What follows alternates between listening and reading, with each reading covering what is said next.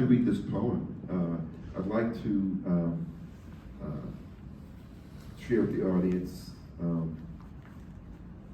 a poem that was, and I gave me the idea, helped me formulate the notion of why I should write this book. I want to do that. It's a poem by Robert Hayden called Those Winter Sundays. If I may do that. That's the previous one, but that's the one. That's page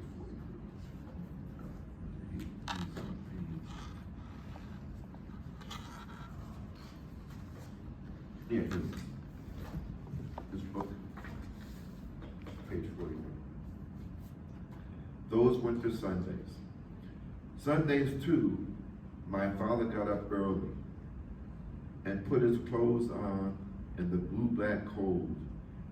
Then, with cracked hands that ached from labor in the weekday weather, made bank fires blaze. No one ever thanked him.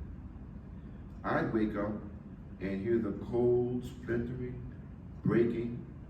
When the rooms were warm, he'd call, and slowly I would rise and dress, fearing the chronic angers of that house.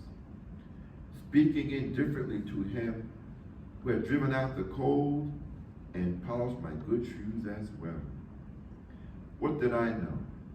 What did I know of love's austere and lonely offices?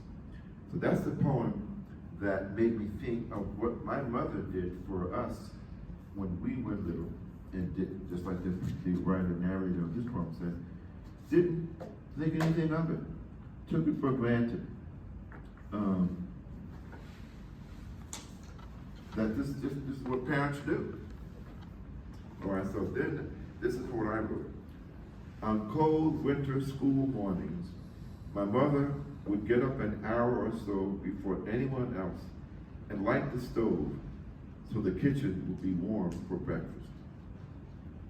Decades later, I would discover the poem Those Winter Sundays by Robert Hayden that forced me or influenced me to reflect on my mother doing just this.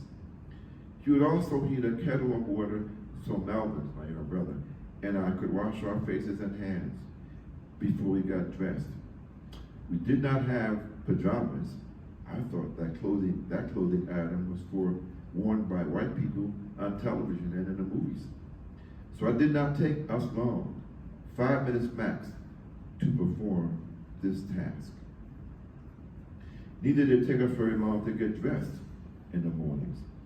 I suppose it helped that we had a sparse wardrobe, which made it possible for us to spend very little time each morning trying to decide what to wear.